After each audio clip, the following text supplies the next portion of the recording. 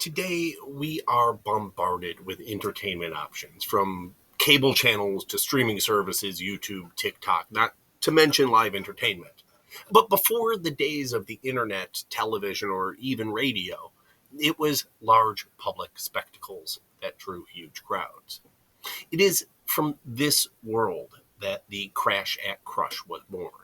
It was the brainchild of William George Crush, a passenger agent for the Missouri, Kansas, Texas Railroad, also known as the Katy Railroad.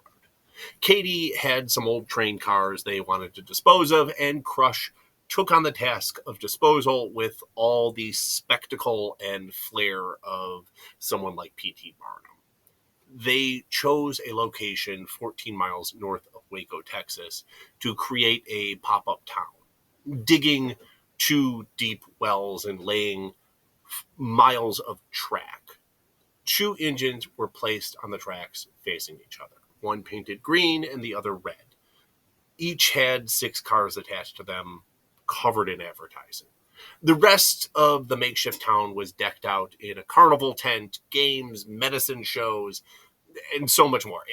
Katy Railroad expected 20 to 25,000 people for the main event on September 15th, 1896. At least double that turned up. The main event? These two trains mentioned earlier slammed into each other at a combined speed of 100 miles an hour. The initial crash went without a hitch. Train crews got the engines up to speed and jumped to safety, joining the crowd a calculated safe distance from the imminent crash. 200 yards for the majority and 100 yards for press. Because, well, the perfect photo is more important than safety, of course.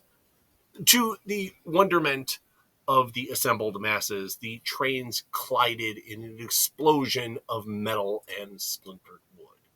However, the cheers of excitement quickly turned to screams of fear. The boilers on both trains erupted. Shrapnel flew into the crowd, and at least 2 died. And more than 6 people were injured. A veteran from the Civil War who was present on that day described the scene as a battlefield. People were falling all around him, he said.